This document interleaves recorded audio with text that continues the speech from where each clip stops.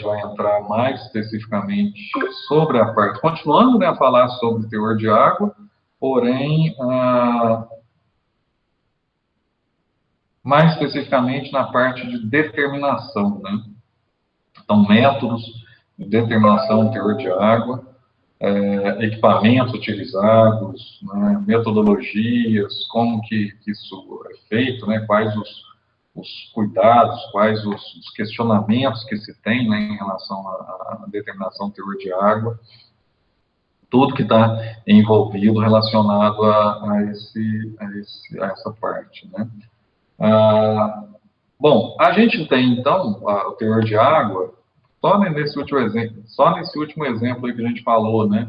Se a gente vê ali alguma variação, né, de 0,1, 0,2, né, pontos percentuais ali ponto percentual na determinação do teor de água, a hora que a gente multiplica, né, pelo valor, pelo montante, né, que a gente tem de material, tanto na secagem ou no próprio armazenamento, que o volume é maior ainda, isso vai ter uma influência grande aqui nesse desconto, no que vai ser, né, comercializado. Então, para isso, a gente precisa ter métodos que sejam muito precisos, né, que tenham ali uma precisão adequada, que possa ter uma repetibilidade, né, que a gente fala aqui, que consiga fazer, né, hoje dessa maneira, com essa precisão, amanhã continuar nessa mesma precisão, daqui uma semana, daqui um mês, tenham condições para manter essa precisão, né, essa veracidade aí nos resultados.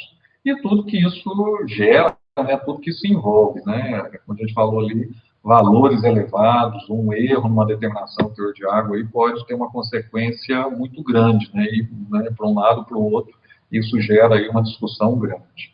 Então, para isso, existem diversos métodos para a determinação do teor de água, né, métodos, equipamentos, formas de fazer isso adequadamente. A gente cita esses exemplos aqui no início, né, que existem várias maneiras de se ter uma ideia, de se ter uma precisão, de se ter aí uma certa noção do valor do teor de água, né? Existem aqueles métodos comuns que a gente tem no dia a dia, como pegar um grão, apertar, né, para ver se ele está macio, se ele está duro, cortar, né? É muito comum, o pessoal vai na lavoura, pega lá o canivete, né, corta o grão para ver se ele está duro, e aí, em função disso, está mais ou menos ali 20%, mais ou menos 25%, né? Ou seja, são métodos que se baseiam normalmente nessas características físicas dos grãos, né, a dureza é uma delas, para correlacionar com o teor de água, né? Então, a própria massa específica, né, produtos, né, alguns grãos que têm essa variação direta da massa específica com o teor de água, às vezes, né, em algumas situações podem ser correlacionadas. Som, às vezes, quando o produto está secando, você pega aí, né, o próprio som que um grão faz no outro, quando você sacode ele ali na mão, sacode, né, num recipiente metálico, dá aquele som. Quando o produto está seco, ele tem aquele som mais estridente, né, e quando está úmido, dá aquele som balofo, né? Então, são características, ou são formas que a gente tem de tentar ter uma previsão, né, ter ali uma estimativa do valor do teor de água. Porém, são métodos comuns, são métodos subjetivos, né? Essa subjetividade aqui, ela é importante nesse sentido, é que acaba não te dando precisão, né? Subjetividade, né? Eu pego a amostra, né? Olho lá, eu acho que está com 25%, né? Outra pessoa vai lá, pega, não é 25%, não, está mais úmido, está mais seco. Então, quer dizer, são métodos que não te dão essa precisão. Métodos práticos, porém subjetivos, que não dão essa precisão, né, e não oferecem repetibilidade. Então, para isso, né, para a determinação, né, teor de água, uma unidade armazenadora, né, que vai precisar ali de todo esse cuidado, não devem ser utilizados dessa maneira. Para isso, então, a gente divide, né, essa determinação em dois grupos, né, de métodos que podem ser utilizados para a determinação do teor de água, que vão dar essa precisão aí adequada. A gente tem os métodos diretos, né, e os métodos indiretos. Então, dois grupos, método direto e método indireto. Método direto é aquele que vai remover a água da amostra. Então, ele vai evaporar, vai retirar a água e vai ficar ali somente a matéria seca, né, naquela amostra, somente ali no caso dos grãos, somente os carboidratos, lipídios, proteínas, né, outros constituintes ali que fazem parte da matéria seca. Então, essa água ela é removida, retirada, evaporada, e aí, por diferença de massas, né, diferença de pesagem, pesou antes de um peso, um valor, pesou depois de outro valor. Essa diferença é a água que evaporou.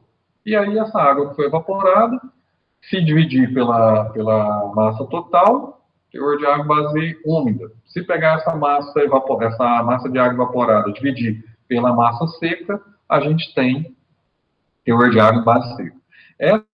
Esse método, ele é tido aí, né, reconhecido como método padrão, né, padrão, ou seja, algo que pode ser utilizado aí como referência, né, no mundo inteiro, lá, né, todos os lugares, países, tem diversas metodologias, diversas recomendações, mas todas baseadas nesse método.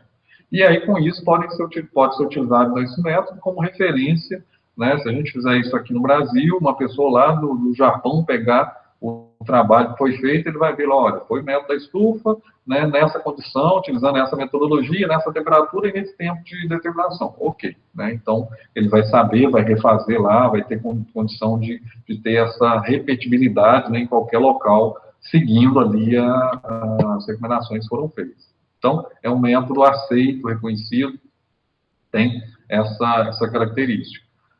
É um método, então, que ele se baseia nessa curva típica aqui, ó, curva típica de secagem, curva típica de remoção de água dos produtos vegetais, né, não só grãos, mas também é utilizado para folhas, frutos, massa, né, plantas, né, diversas farinhas, né, alimentos, de modo geral, subprodutos processados, né, podem ter variações ali de temperatura, tempo, mas o método em si, ele é o mesmo. Baseia-se nisso aqui, né, na curva típica de remoção de água. A curva típica de remoção de água é esse formato, ou seja, né, os produtos, né, independente de qual teor de água que ele esteja, sempre ele vai ter essa curva de remoção de água. Né? Se ele tiver mais úmido, obviamente, né, vai demorar mais, vai ter essa curva mais acentuada ali no início, né? E se ele estiver mais próximo mais seco, né, ele vai estar mais no final aqui já, mas sempre vai ser dessa forma. Vai começar a sair água, essa água começa a sair mais rapidamente. Então, aqui a gente tem, né, massa inicial, né, a curva de secagem, massa ou peso, né, o termo correto, massa inicial, com o passar do tempo, ao longo do tempo, então vai reduzindo no começo, essa água sai mais rapidamente, depois ela tende a sair mais lentamente. Por quê? Porque vai diminuindo a quantidade de água absorvida, as moléculas de água absorvida vão ficando menores, e aí vai chegando mais próximo ali da água absorvida, chega na água absorvida, aí vai ser mais difícil tirar essa água absorvida, aquela última, as múltiplas camadas, até chegar lá no final, na monocamada, que é a mais difícil de ser removida de todas, né? Até chegar no platô. Quando chega no platô, quer dizer que a gente tirou toda a água absorvida e toda a água adsorvida.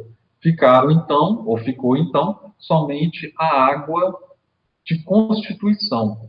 E a água de constituição a gente não tira, a gente não remove. Né? Então, esse platô aqui que está mostrando aqui na imagem é justamente isso, é mostrando que a perda de massa, né, ela estabilizou, o produto ele já não varia a sua massa, né? Se a gente continuar pesando ali, né? Começamos aqui a cada hora fazendo pesagem, então foi diminuindo, né? No começo a diminuição era maior, né? Depois foi diminuindo, até chegar uma variação bem pequenininha, até chegar uma hora que não tem mais essa variação, estabilizou. Então você pesa agora, daqui uma hora vai lá, pesa o mesmo peso, daqui 2 horas, 3 horas, 4 horas, e isso quer dizer o platô, né? Estabilização das pesagens. Nessa hora aqui, no platô, a gente remove a amostra do equipamento. E aí remove, faz a pesagem, né, novamente, e aí, por diferença, a gente tem a água que evaporou. Ou seja, essa diferença aqui das massas, né, vai ser justamente a água evaporada. Com isso, a gente consegue fazer o cálculo lá do teor de água.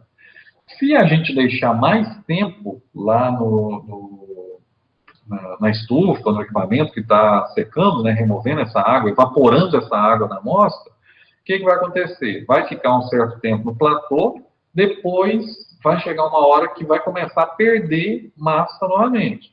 Se começa a perder massa novamente, depois de ter estabilizado, aí a gente já entra nessa faixa aqui, onde a gente tem perda de massa, né, devido à queima, oxidação, né, de matéria orgânica, né, ou perda de água de constituição. Então, a gente já começa a ter aí uma variação que já não é mais a água livre ou água dissolvida, né, que está sendo removida, mas sim matéria seca. Então, a gente não deve, né, não deve passar o tempo que está sendo recomendado ali naquela metodologia, porque senão isso pode acontecer. E aí vai ser erro, né, na determinação do teor de água. Um método muito comum, muito utilizado como método direto, é o método da estufa, né, como a gente está falando. Aí está um exemplo de estufa, né, para determinação do teor de água. Isso não tem uma recomendação de tamanho, pode ser estufas menores, né, ou estufas grandes, né, para essa utilização, não tem essa especificação. Aqui está um exemplo de como que é feita, né, quais os passos que devem ser tomados na determinação do teor de água pelo método da estufa. Essas amostras, elas são pesadas, normalmente aqui em cápsulas. Hoje, as cápsulas de alumínio são as mais utilizadas, né? Então, o alumínio tem essa vantagem, você pode manipular as cápsulas de alumínio com a mão, né? Sem ter o risco de delas reterem água da sua mão ou absorverem água da mão, então pode utilizar, né? Faz a pesagem delas antes, para ter o peso, a massa delas vazias, a tara, né, que a gente chama a tara da cápsula, ela vazia. Aí depois vai para a balança e coloca a amostra. Aí a quantidade de amostra ela é importante, dependendo da metodologia que a gente vai utilizar, dependendo do tamanho do material, tem variações na recomendação da quantidade de produto.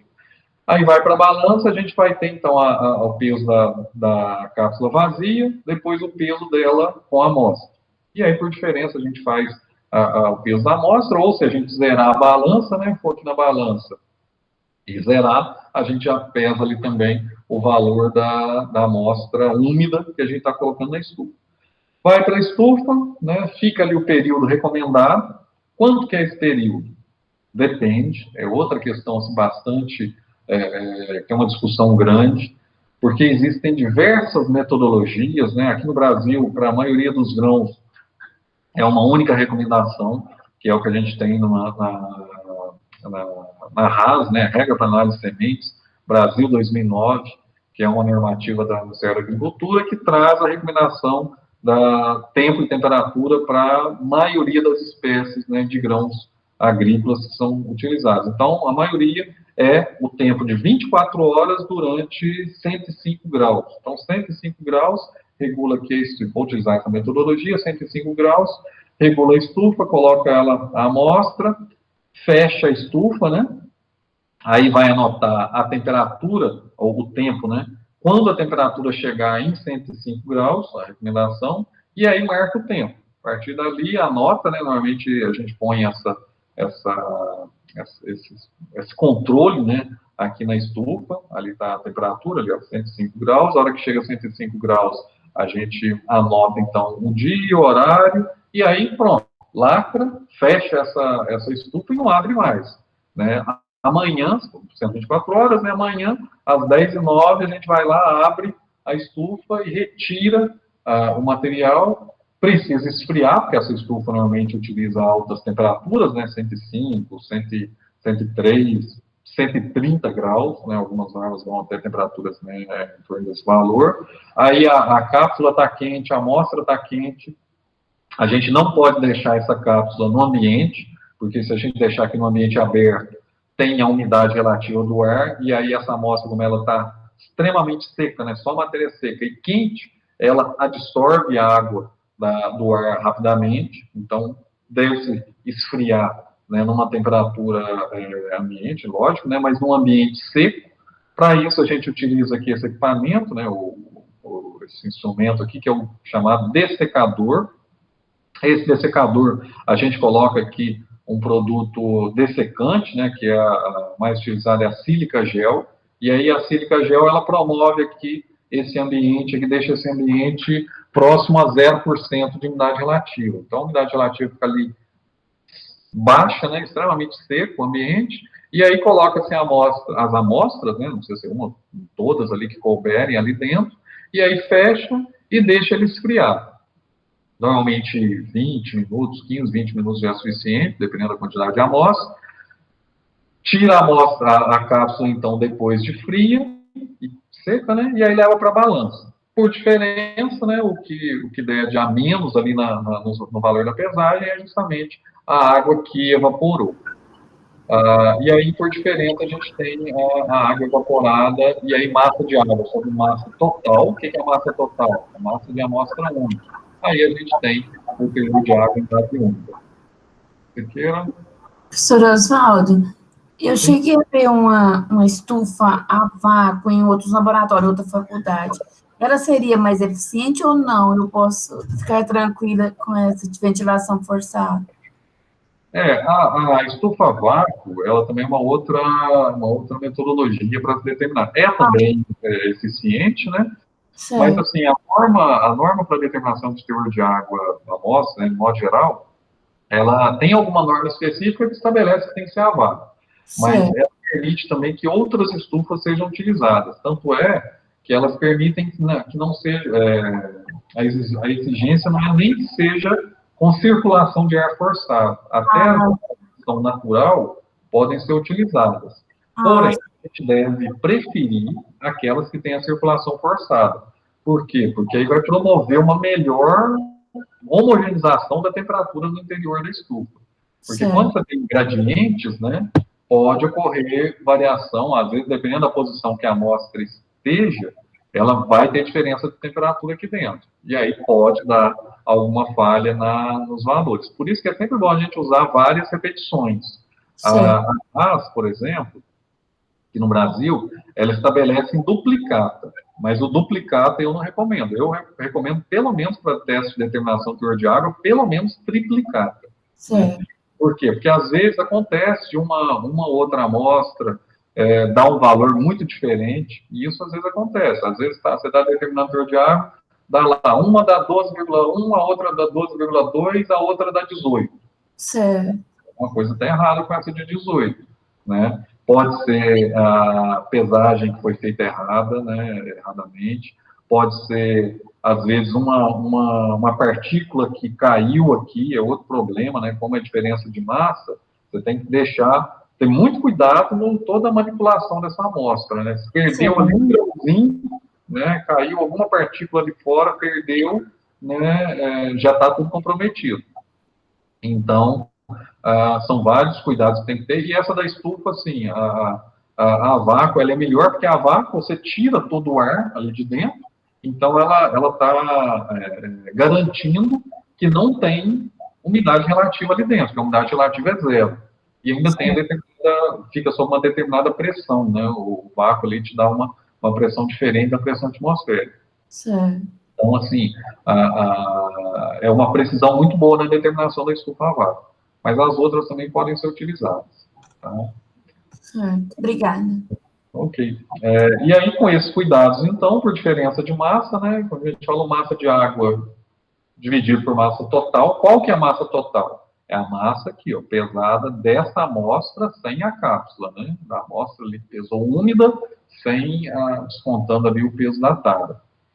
E a seca a mesma coisa, né? Quando a gente pesa a cápsula e a amostra seca, automaticamente a gente tem que tirar o peso da tara, da cápsula vazia, para se ter o peso da matéria seca. Isso que é pesado aqui, com a amostra seca, tirando a cápsula, já é matéria seca, né? Justamente o platô aqui, esse peso que a gente tem aqui, né? Esse valor que vai dar aqui de pesagem, é justamente a matéria seca. E aí, se a gente for determinar em massa seca, também é só pegar a massa de água e dividir pela massa de matéria seca. Ok, né? É um método relativamente simples em termos de valores, de determinação, né? Aqui tem até um exemplo aqui colocado, né, de valor de forma de fazer esse cálculo, né? Pode-se utilizar formulinhas para fazer, né? Já pega lá faz uma fórmula lá no próprio Excel, já põe lá a massa, só digita lá a coluna da massa úmida da cápsula e aí da massa seca mais a cápsula. Aí você já faz as formulinhas lá no Excel para já calcular diretamente a umidade. Mas, pela definição do teor de água, né, que é a mais simples, mais fácil da gente entender, né, a gente tem aqui um exemplo.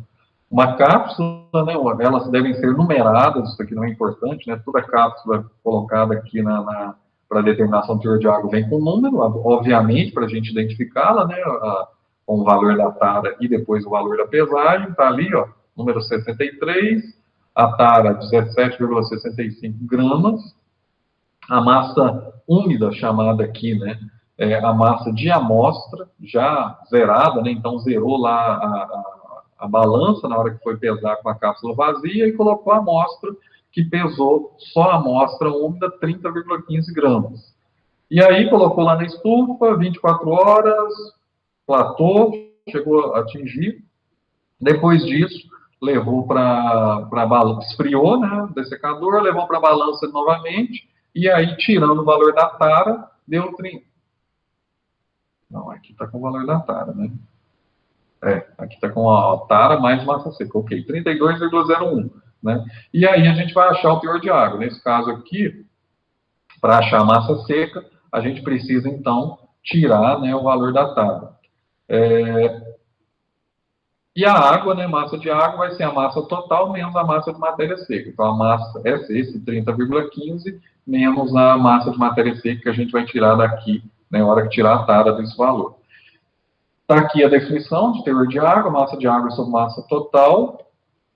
Vamos fazer, então, a fórmula que eu tinha falado, né, ou simplesmente fazendo os cálculos, né, só pela definição. A massa de água, então, a gente vai pegar ali ó, o 30,15, que é a massa úmida, menos o 32,01, que é a tara mais massa seca, menos o 17,65, que é a tara, né? Então, fazendo essa conta aqui, a gente vai ter aqui no numerador a massa de água.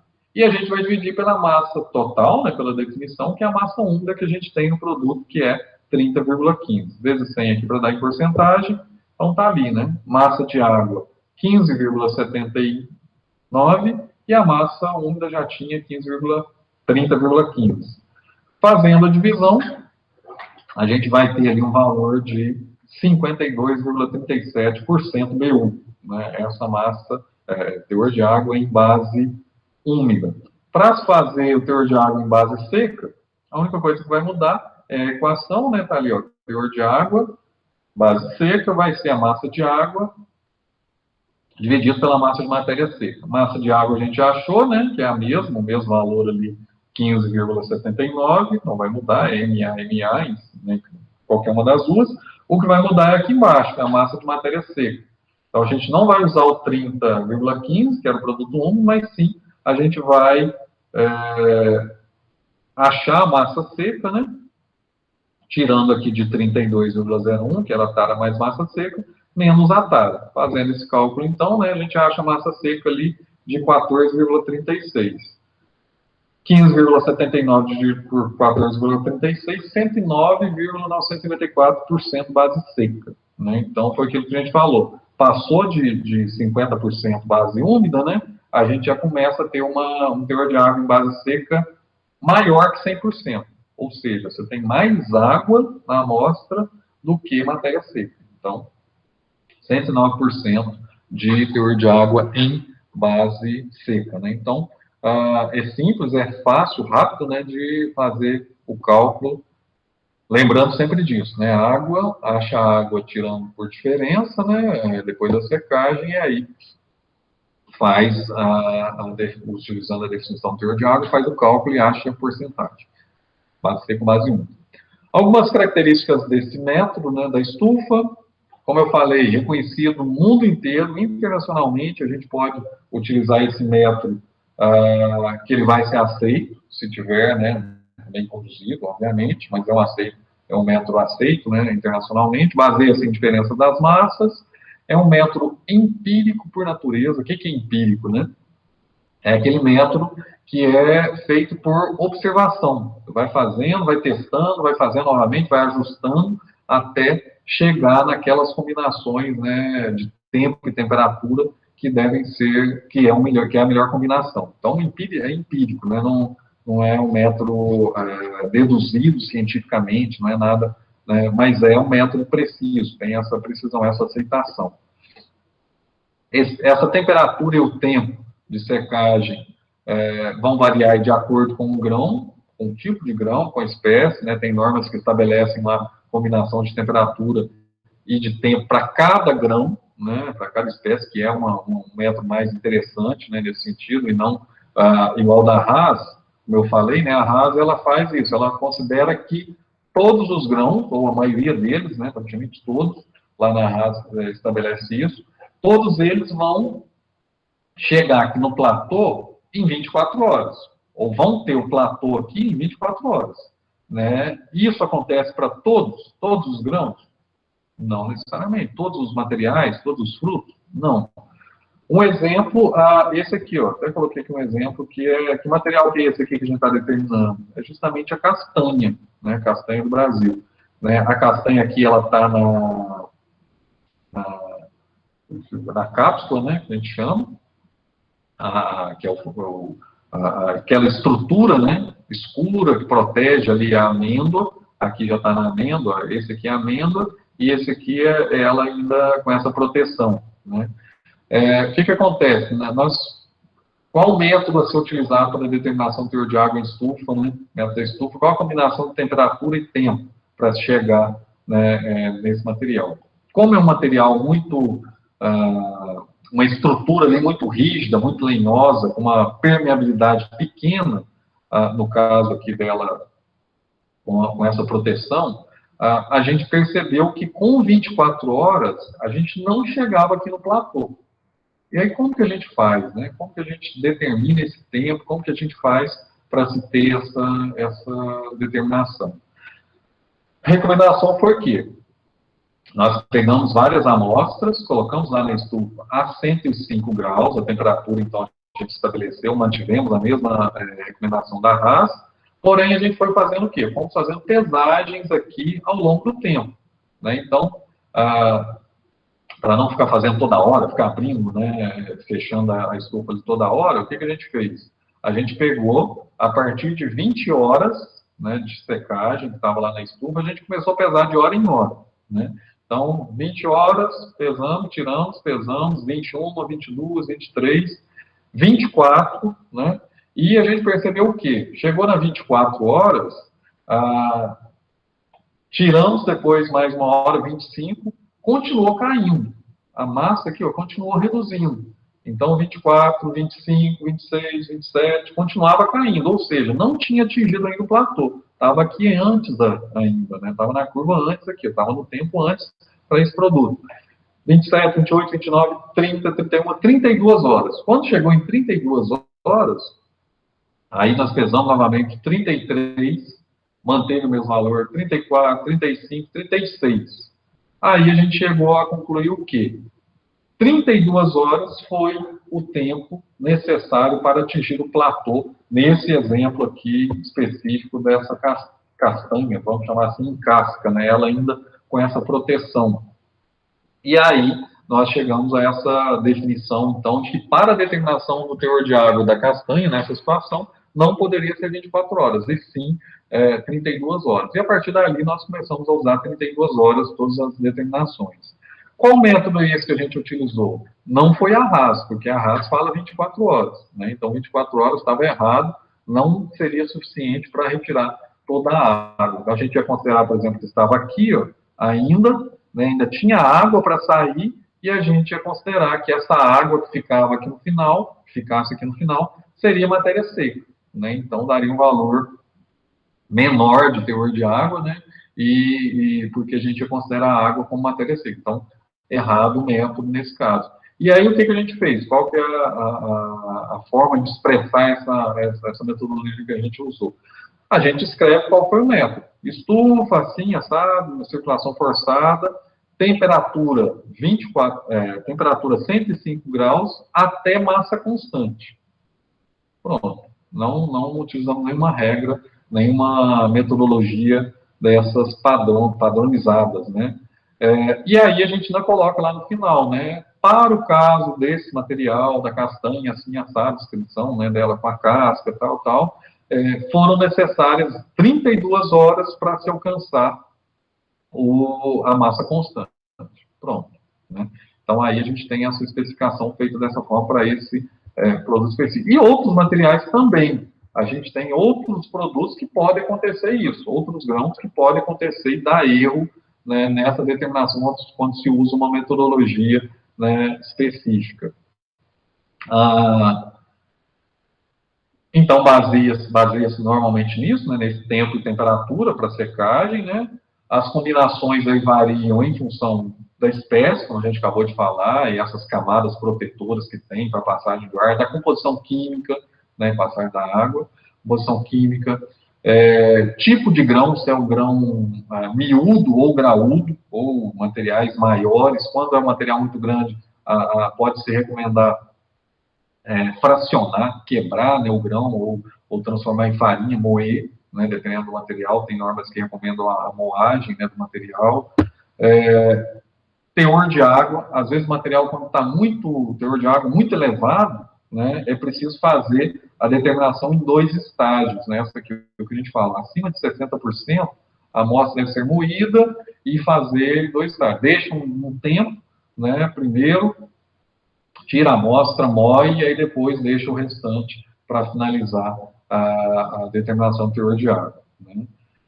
Em geral, são temperaturas elevadas, aí acima de 100, 103 graus, até temperaturas aí em torno de 130 graus, e os tempos de secagem também não são tempos muito rápidos. Normalmente você tem um tempo de secagem um pouco mais elevado, aí 8 até 72 horas. Nós temos norma, como por exemplo essa aqui da ASAI, que para milho, para soja, se utiliza 103 graus, né? Depois eu vou mandar essa norma da raça também que eu tenho salvo para vocês. Se utiliza 103 graus durante, aqui é 103, durante 72 horas. Então faz todo esse processo, pega o material, põe na estufa, marca a hora. Então hoje, né, 10h28, hoje é segunda, terça, quarta, quinta-feira, 10h28, você vai lá e tira a amostra e pesa. Né? E aí faz todo esse processo que a gente falou. É uma metodologia da ASAI, né? A Sociedade Americana de Engenharia Agrícola. E a rasa aqui no Brasil é essa, 105 graus, mais ou menos 3, isso aqui é o que a estufa permite, né, de oscilação. Então pode ir lá 105, então pode ir a 108, pode ir a 102, então pode oscilar nessa faixa aí de determinação. Só que tem esse problema, 24 horas para qualquer espécie que esteja sendo feita a determinação. Temos outras metodologias também, né, pelo mundo afora aí, né, as diversas ISO, a OAC, na parte de alimentos. Aqui no Brasil também tem, para alimentos, tem o Instituto Adolfo Lutz, que também recomenda 105 graus, com algumas variações para alguns produtos, né, alguns alimentos. Então, você tem várias metodologias. O importante é o quê? É ficar atento à metodologia, ficar atento a esses cuidados aqui, né, as recomendações que a gente precisa ter para se ter uma precisão adequada, né, que a gente falou lá de precisão e repetibilidade.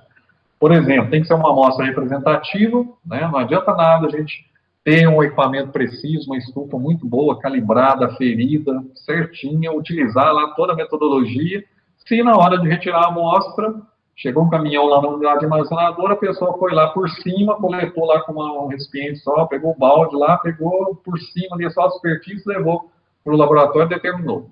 É errado, né? Não é uma amostra representativa.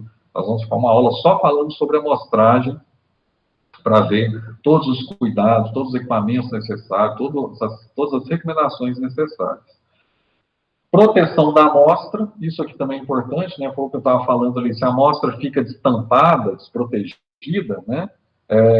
Tem que tomar muito cuidado. Então eu posso tampar a amostra para ir para a estufa? Não, também não pode. As cápsulas, elas devem ficar abertas, né? Porque senão o tampar vai interferir na saída de vapor, saída de água da amostra. Então ela deve ficar aberta, mas, por exemplo, enquanto está pesando, eu fiz as pesagens, deixei ali na mesa, e deu hora de almoço, né, já está pesado, vou deixar ela ali e volto para terminar à tarde. Posso fazer isso? Para a determinação em si, como é ambiente, mesmo às vezes amostras um pouco mais úmidas, enquanto você está pesando, não tem problema. Né? Então, pesou, colocou ali do lado, né? O importante é não deixar a amostra sem pesar, desprotegida, né? Porque aí, principalmente a amostra úmida, você pode estar secando ali rapidamente esse material e aí alterando esse valor. Mas pesou, ok, não vai colocar agora na estufa, porque só vai tirar à tarde, porque não pode ficar abrindo a estufa também toda hora, porque senão a temperatura cai. Então, deixa ali do lado, protegido, tampado, para que não perca nenhum grão, não tenha nenhuma entorno, nada, porque senão vai ter diferença, né, se essa amostra ali alterar de qualquer maneira, cair, né, tiver qualquer contaminação dela. O tamanho da amostra também deve ser usado estabelecido pela norma.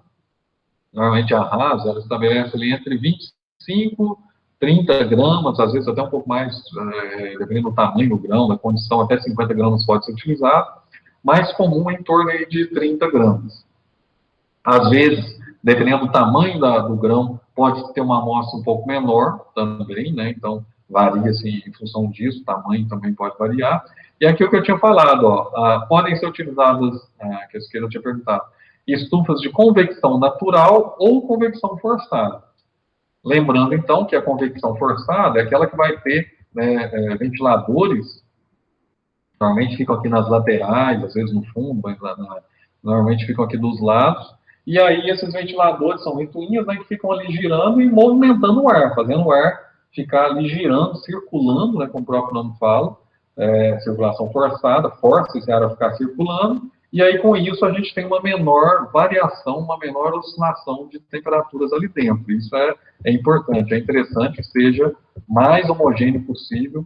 Nesse caso, as estufas de ventilação ou de convecção natural não tem esses ventiladores, podem ser utilizados, mas com essa ressalva, né? Tem que ficar atento à condição do equipamento.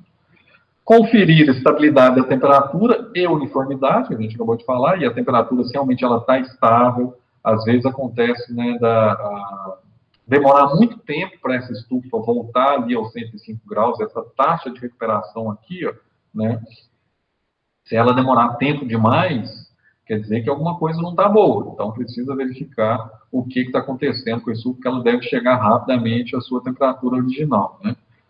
Até colocar as amostras, e só a hora que ela chega nos 105 graus é que vai anotar o tempo para contabilizar, né, na determinação do teor de ar. A ventilação, como a gente falou, ajuda nessa uniformidade, o fluxo de ar, né, e a precisão do termômetro. Isso aqui também é importante, né? Às vezes, a gente vê lá no painel, regula ali no painel da estufa, está marcando lá 105 graus, porém a gente pega um termômetro, que vai até lá no interior, até consiga chegar bem lá embaixo, né, no meio da estufa, e aí você coloca lá e está marcando 100 graus.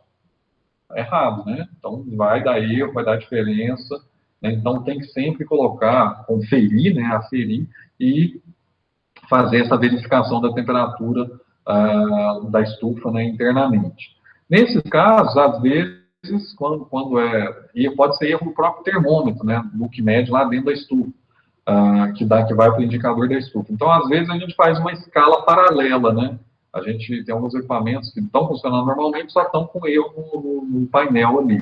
Então, você pode conferir com o termômetro lá dentro e faz uma escala paralela. Por exemplo, é para chegar a 105, então, às vezes, para chegar a 105, eu tenho que colocar 110 lá no painel, né? E aí faço uma tabelinha, 105 equivale a 110 equivale a 105, 108 equivale a 103. Se tiver batendo, né, se tiver conferido com o termômetro lá dentro e estiver dando 105, ok, pode-se utilizar sem maiores problemas, né, relacionados a isso. Recomendação desculpa, isso aqui é outra coisa. As recomendações, as principais que a gente tem da estufa são essas. É um método preciso, é um método aceito, né, no mundo inteiro. Porém, tem limitação. Qual que é a principal limitação desse método para ser utilizado, por exemplo, na unidade armazenadora? O que vocês acham? Porque acho que demora, né? E a grande quantidade de veículos às vezes inviabiliza o uso, né, desse tipo de equipamento, né? Esse é o principal problema, né? Imagina lá, Ivan, você vai em pleno pico de safra, né, que é a fila de caminhões lá de fora, né, tirando a amostra, que é a quantidade de amostra, aí precisa tomar decisão rápida, né, para ver, ó, né, o produto está úmido, vai ter que secar, vai ter que ir para tal moeda, descarregar, aí você tira a amostra lá do caminhão, aí, de repente, né, você fala lá para o caminhoneiro, lá para o proprietário, não, agora você espera aí, vou colocar aqui na estufa, amanhã, né, 10h30, amanhã, você vem aqui e eu te falo como é que está a umidade para falar para onde vai. Né? Impossível, né? Não tem como. Então, assim, é um método bom, aceito, porém, para a logística, para a aplicação prática, né, numa unidade armazenadora que precisa de decisão rápida, não é um método recomendado. Né? É um método utilizado para conferir, para calibrar os outros equipamentos, é um método recomendado para pesquisa, né? Aí já é o contrário, na pesquisa, se a gente usar, por exemplo, um determinador, né, método indireto, um determinador de unidade, né, dependendo da marca que seja, né, não vai ser recusar. Olha, não está adequado. Por quê? Porque aí já precisa de todo, né, o rigor científico, toda a metodologia já estabelecida. Né? Quer dizer que o determinador método indireto não é preciso? Não é isso. Se ele estiver calibrado, estiver aferido, vai ter uma precisão ali estabelecida, né, e aceita para essas operações, né, de comercialização, para toda, né, a movimentação da unidade armazenadora. Mas para pesquisa, não. Né? Então, para pesquisa tem que ser algum método direto. Estufa é aceito, né? Então é um dos métodos mais utilizados. Antes da gente falar dos métodos indiretos, a gente tem outros métodos diretos, né? Como, por exemplo, esse aqui, o método da destilação, ou destilador, né? Utilizado aí para determinação do teor de água. Também é um método direto, quer dizer o quê? Que ele vai evaporar a água da amostra. Então, vai retirar ali a água da amostra por meio da destilação. Como que é feito isso? Tá aqui o equipamento, né? Tem vários modelos, tem outros aí no mercado também. Mas, basicamente, a gente faz o quê? A gente coloca a amostra no equipamento, né? Então, está aqui, ó, o equipamento tem normalmente um becker, né, um vidro que aguenta uma certa temperatura, então eu utilizo esse material. Pesa-se a amostra é colocada ali dentro do recipiente, o recipiente fica aqui, né, internamente aqui no equipamento.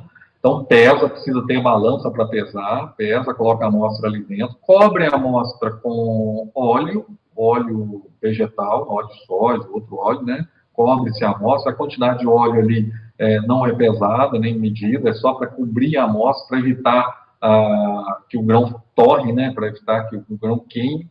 Então, põe o óleo ali, porque o óleo tem uma temperatura de ebulição maior, então ele permite essa distribuição de temperatura bem feita ali dentro, sem deixar torrar, sem deixar queimar, né, o grão. Fecha aqui em cima tem essa rolha, né, de vedação, então fecha ali em cima. Aqui vem o termômetro, ó, o termômetro que vai até lá na amostra, ele desce aqui internamente, é uma sonda, né, uma sonda que vai até lá dentro, mede a temperatura lá da mistura, óleo e grão, né. E aqui do lado ele tem uma saída lateral, que vai para uma serpentina, uma tubulação aqui do lado. Então, é um becker com essa saída lateral, e ele faz essa união, aqui tem uma serpentina, né, esse helicoide ali, essa rosca, né, que é justamente para aumentar a área de contato. Tem alguns que você coloca até água aqui para esfriar mais rapidamente. Então, igual, é um processo de destilação, normal. O que vai acontecer? Esquenta por meio da chapa. Então, aqui nós temos uma fonte de aquecimento, pode ser uma chapa, né, normalmente, nesse tipo de equipamento. Esquenta o becker, que esquenta o óleo, que esquenta a amostra. Quando esquenta, promove a evaporação da água, né? A água começa a 100 graus, ela evapora, então começa a sair, virar o vapor. Esse vapor, ele tenta sair, aqui está fechado, está vedado, aí ele sai pela lateral. Quando ele sai aqui pela lateral, ele encontra o ar frio, né? O ar ambiente mais frio, aqui também com água, quando se coloca, e aí acontece o quê? Quando o ar quente, né, encontra o ar frio, né? Quem está né? Você está tomando banho, na hora que sai, chover, o espelho está tudo embaçado, né? O carro, quando está frio, tudo embaça. Condensação, né? Outro exemplo bom, né? Você pega lá o copo, né? Coloca uma água gelada, em volta do copo fica todo molhado, né? Depois de um certo tempo. O que é? Condensação, né, do vapor da água, do ambiente. E aqui é a mesma coisa, vai condensar, porém, o que está condensando? É a água que foi evaporada lá na amostra. Ela condensa e aí ela é coletada aqui numa proveta aqui do lado, aqui embaixo. E aí a gente vai vendo a água sendo removida da amostra e sendo coletada, né, e a água na fase líquida, ficando ali numa proveta, onde a gente vai medir o quanto de água vai sair. E aí vai evaporando, vai esquentando, vai evaporando até determinados valores de temperatura. Vocês estão vendo aqui também, a imagem fica boa, mas ali está 175, 180, 85, 190, 195 até 200 graus. E aqui a gente tem as fichas, os nomes, né, dos diferentes produtos. Quais são essas temperaturas? Está aqui, ó. São temperaturas que foram obtidas, né, comparando esse método com a estufa. Então, é importante isso, né? Essas temperaturas aí vêm de comparação com o método da estufa. Então, feijão, por exemplo, 175 graus. O que quer dizer isso? Quando essa amostra aqui chega em 175 graus, quer dizer que a gente tirou toda a água dela, comparado lá com a estufa, né? A estufa também chegou nessa comparação, quando chegou a 175 graus aqui, levou para a estufa e viu que deu um valor igual lá. Então, chega nessa temperatura, desliga, então, o equipamento. Tem alguns, esses que são comercializados aqui já, eles são automáticos. Você chega, escolhe ali o produto que você quer determinar, ele chega naquela temperatura e ele vai desligar. Se não for, se for algum manual, você tem que ir acompanhando a temperatura. Quando ela chega nesse valor, você desliga o equipamento, né, espera terminar de borbulhar, né, da água evaporar e condensar. Chegou aqui embaixo, terminou de pingar, né, de condensar e recolher. Aí a gente tem volume de água evaporado. Como que a gente vai saber o teor de água? Se a gente fizer, aqui o exemplo, ó, se a gente fizer o milho a 195 graus, né? Tá ali, ó, milho, tá aqui, ó, recomendação da temperatura 195 graus. Chegou a 195 graus, terminou. Se a gente colocar uma amostra de 100 gramas lá no recipiente, cobriu com óleo, mas o importante é só grãos, 100 gramas de grãos ali de milho colocados lá no recipiente. Chegou a 195 graus, olhamos lá a proveta, tinha exatamente 15 ml de água condensada aqui, e água na forma líquida. Qual que é o teor de água dessa amostra? Após atingir a temperatura, 15,5, está ali, 15,5 ml coletados. Definição de teor de água, massa de água sobre massa total vezes 100. Né? Qual vai ser a massa de água? Como a água é 1 para 1, né? 1 ml de água equivale a 1 grama, né? Então, se eu tenho 15,5 ml de água, eu tenho 15,5 gramas. Então, está ali, ó, massa de água, 15,5, dividido pela massa, 100 gramas, aqui vai dar direto, né? Vezes 100, 15,5% teor de água. É um método direto, como a gente falou, e o direto, nesse caso, é interessante, porque é um direto que é um método direto visual, né? Você visualiza quanto de água que saiu na amostra. Bem interessante, né? Você vê, ó, naquela amostrinha ali de 100 gramas saiu isso aqui de água, né? Então, assim, é bem interessante isso. E é um método direto, que evapora, retira a água do produto, né? É um método que a gente tem utilização, pode ser utilizado, né? Às vezes essa determinação ela não é tão demorada, às vezes aí meia hora, 40 minutos, você consegue fazer essa determinação, então tem essa vantagem em relação à estufa, porque é mais rápido, não é tão rápido, mas é relativamente mais rápido que o método da estufa. E, como a norma fala, né, a certificação por unidades armazenadoras fala que, de tempo em tempo, os determinadores de unidade, método indireto, eles têm que ser calibrados com o método direto, comparando-se, né, com o método direto. Então, esse da destilação é um exemplo de método direto. Nós temos esse outro método aqui, que também é um método direto, que ele chama Brown-Duvel. Na verdade, é um método, né, e foi gerado a partir daí um equipamento que recebeu esse nome, de Brown-Duvel.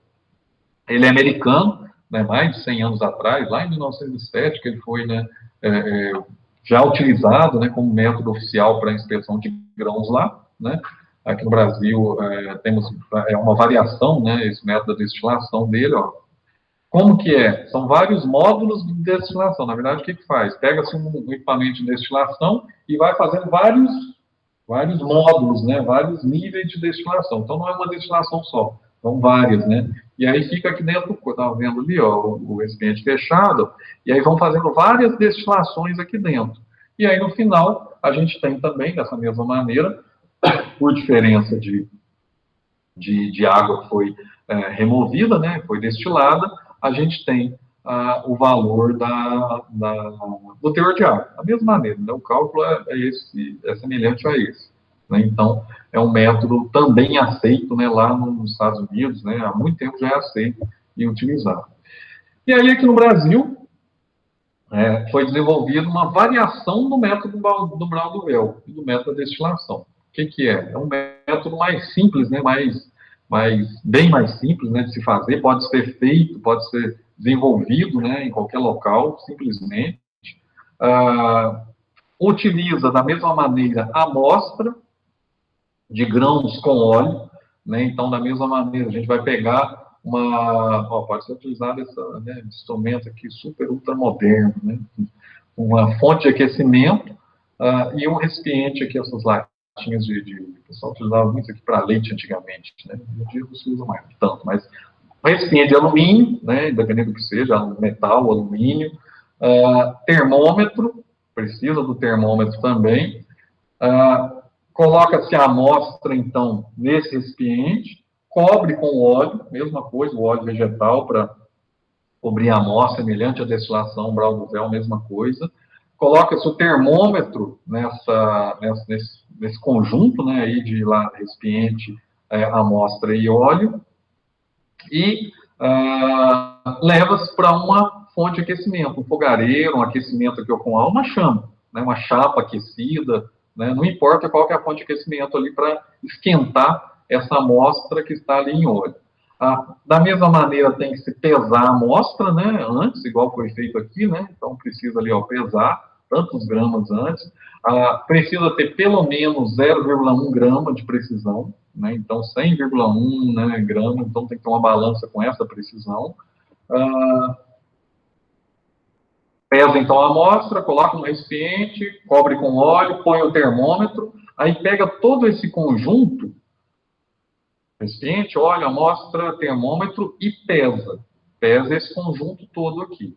Então, a gente vai ter peso da amostra, só grão, peso do conjunto, tudo isso aí, recipiente, né, termômetro, óleo, separados.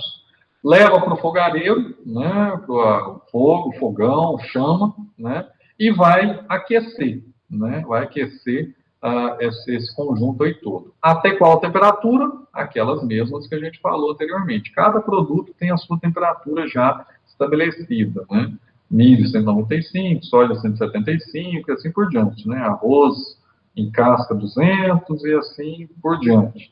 E aí chegou nessa temperatura, desliga, tira do fogo, né, imediatamente, espera parar de sair as bolhas, né, borbulhar. Quando ele está aquecendo, né, ele entra em fervura, né, o óleo começa a ferver também, começa a borbulhar e começa a evaporar a água, né? O interessante é isso, a água está sendo evaporada, não está sendo coletada igual na destilação, mas está sendo evaporada, está saindo. E aí, espera esfriar, terminar de sair essas bolhas, né? Depois que esfria, a gente leva para a balança e pesa novamente.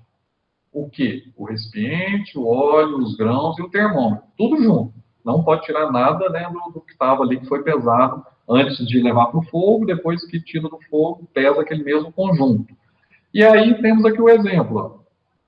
Milho de novo, né, 195 graus, 100 gramas de amostra, ok. E aí a gente pesou, depois que colocou o óleo, depois que colocou no recipiente, os grãos, o termômetro, 545 gramas desse conjunto. Após atingir a temperatura, né, a massa, aí atingiu a temperatura, tirou, esperou esfriar, esperou sair as borbulhas ali, né, parar de borbulhar, e aí pesamos novamente. massa do conjunto todo, né, recipiente, óleo, grão, termômetro, 535,5 gramas. Qual que é o teor de água? De novo, vamos para a equação, né, a formulinha do teor de água, base úmida, né, poderia ser base seca também, aqui está só em base úmida, massa de água sobre massa total vezes 100. Como vai ser determinada a massa de água? Né? O que acontece? Quando o produto estava lá no aquecimento, né, então antes ele tinha uma massa total ali do conjunto, depois tiramos, teve outra massa. Essa diferença das massas, ó, do 545 menos o 531,5 é justamente a massa de água, certo? Aí, então, por diferença, né, massa de água dividido pela massa úmida, né, de grãos da amostra, 100, aqui dá direto, né, vezes 100, 13,5, né, esse valor de 535. 545 menos 531,5 dá 3,5, dividido por 100 vezes 100, 13,5%. É um método simples, fácil, né, de se fazer. Qualquer local que tenha aí uma balança com uma precisão mínima aí de 0,1 grama. Tem um termômetro que meça, né, precisa também do termômetro, que tem essa capacidade de medir ali, ó, até os 200 graus, pelo menos. E um fogareiro, uma chama, a gente consegue também, meia hora, 40 minutos, fazer essa determinação com uma boa precisão. Ele dá uma boa precisão para a gente também, esse método da determinação, que ficou conhecido, né, não sei de falar do nome, né, a sigla, né, o que significa esse EW aqui? Isso aqui é lá de Viçosa, né, foi desenvolvida nessa configuração aí. Lá eles fazem até isso aqui é uma balança mecânica, né, pode ser feita de madeira, né, aquelas balancinhas de mecânicas, né, com braço, pode ser feito para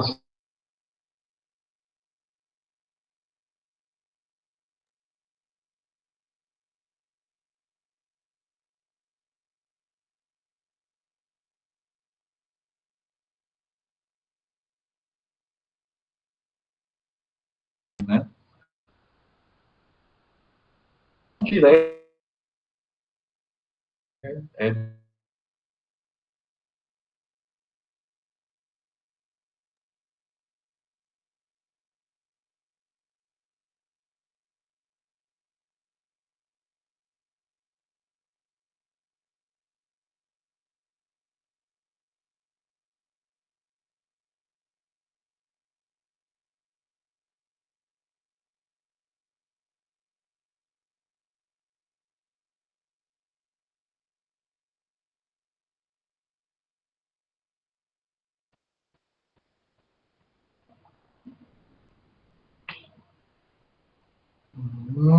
voltou aí agora, estão ouvindo novamente? Agora sim. Voltou, eu vi aqui, vocês me avisaram, eu ia ficar falando aqui, mas eu vi aqui que a internet aqui do notebook, ela caiu, mas já voltou aqui no final novamente. Até onde vocês ouviram? Até a parte do cálculo aí, vocês conseguiram ver? Ou não? Vocês conseguiram ouvir, né? Sim, até o cálculo.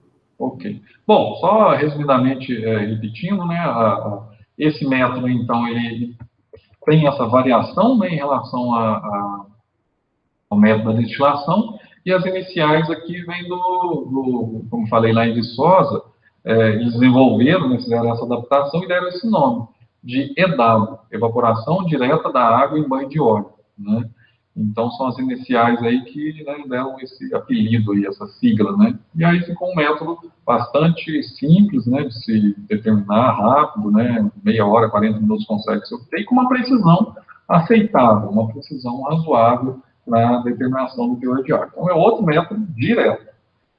Temos também, esse caso aqui é bem específico para materiais mais finos, né, farinhas, farelos, rações, né, que utilizam essa balança de infravermelho, né. Então, é uma balança que você adquire também, né, comercializar, tem vários fabricantes, várias marcas, né, que fazem a remoção da água por infravermelho. Então, o aquecimento ali é por radiação infravermelha, né, e a amostra ela é colocada no equipamento. Então, estão vendo aqui, um material bem... Não estão vendo, né? Toda vez que eu saio da apresentação, deixa eu só voltar aqui. Sair aqui da apresentação, já volto. Mas, normalmente, ela é utilizada para materiais finos, porque vão facilitar... Peraí que eu fechei a apresentação. Porque elas vão... Peraí que eu tenho que achar aqui. Facilita a remoção de água, né, por infravermelho. Então, a radiação infravermelha são os raios ali infravermelhos que vão incidir na amostra, né, e aí com isso a gente tem a evaporação da água. O interessante é que esse equipamento ele já é acoplado a uma balança. Então, vocês viram ali que ele está bem parecido parece mesmo uma balança, e ele tem a função de balança também.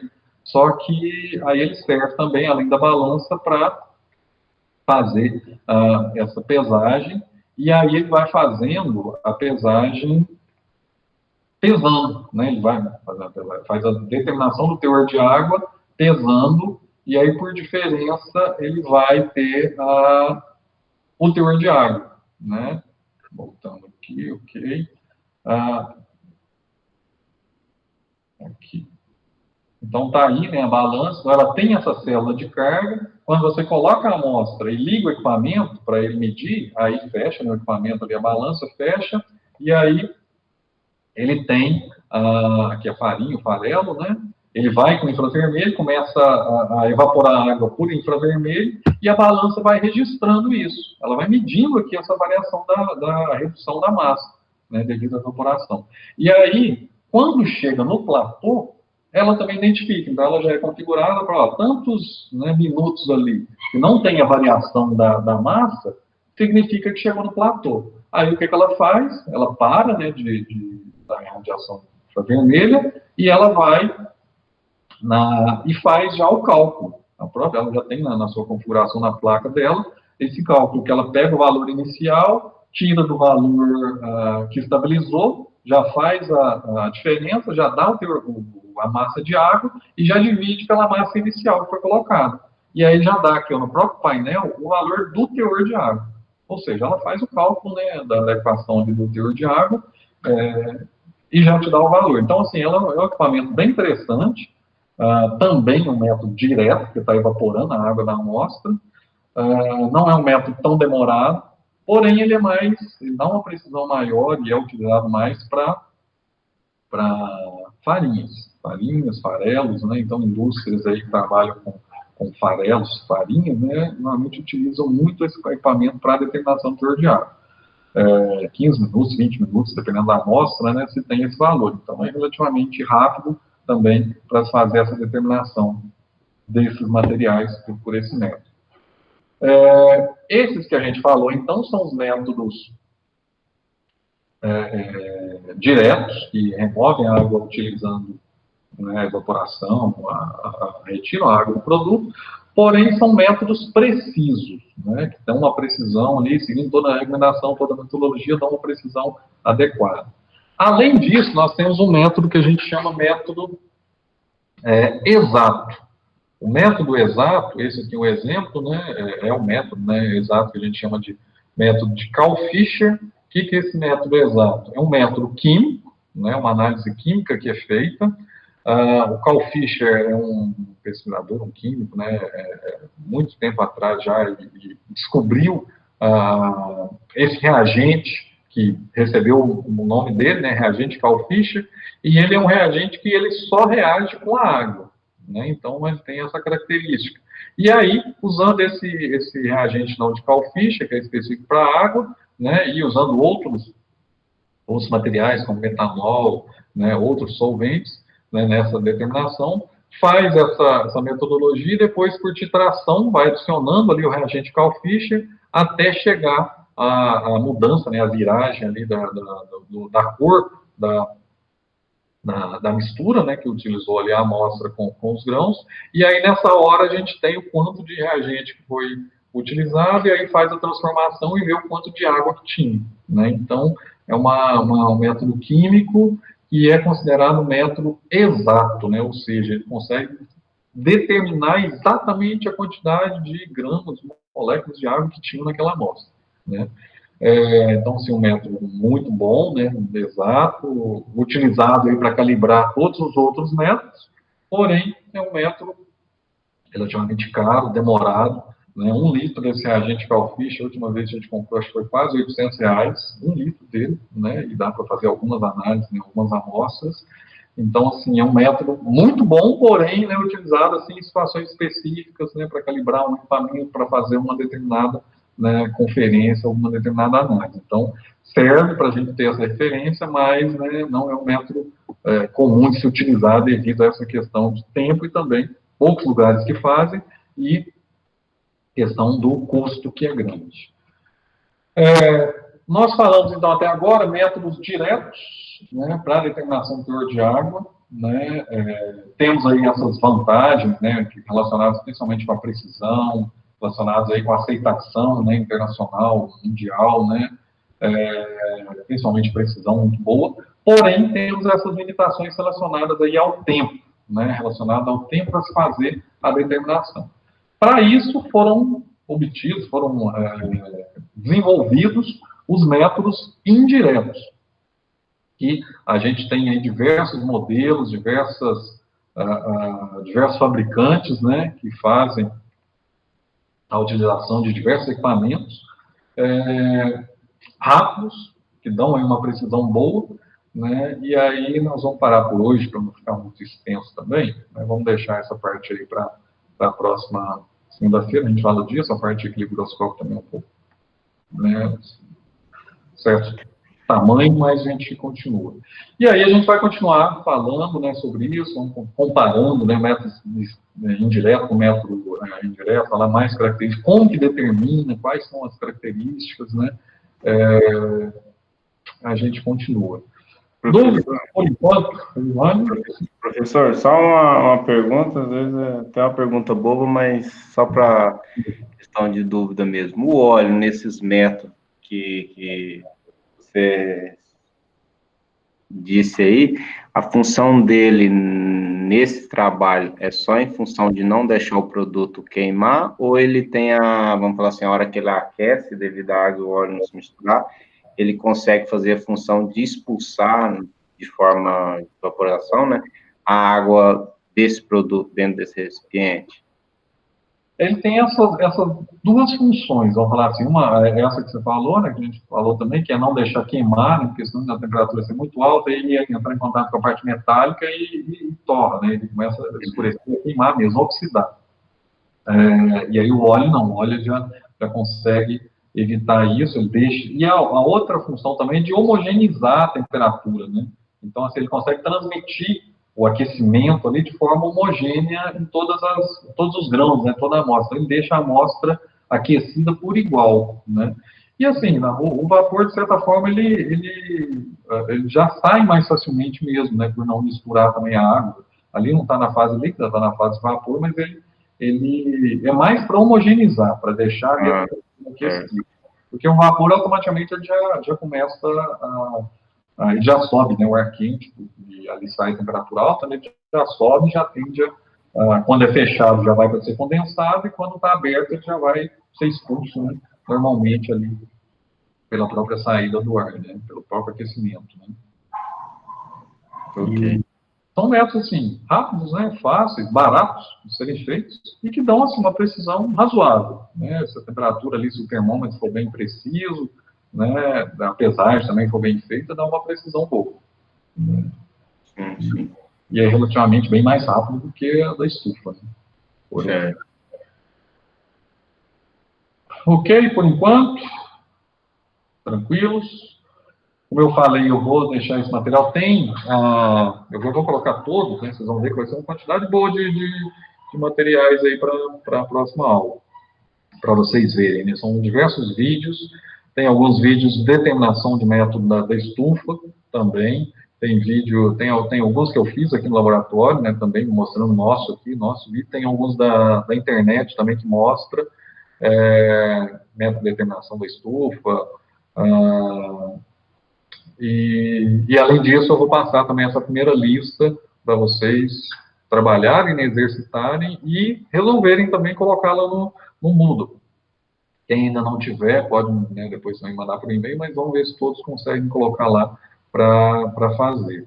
Normalmente, essas atividades, elas têm que ser também, tem que ter um período, né? Então, normalmente, dá ali pelo menos uma semana, né? Deve dar uns 8, 9 dias, né? Até terça da semana que vem, para qualquer dúvida que vocês tiverem, a gente ainda tem a semana que vem para a gente falar sobre isso, né? Mas eu deixo, e aí, para vocês já fazerem essa primeira atividade relacionada aí a teor de água e métodos de determinação, né, de teor de água. Ok, por enquanto. Certinho. Esses materiais eu vou mandar para vocês também. Certo, professor. Obrigada. Certinho, então, né? Obrigado a vocês também. Obrigada.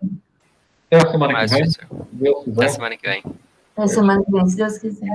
Um abraço e ótima semana aí a todos. Até semana que vem. Obrigada. Boa semana a todos.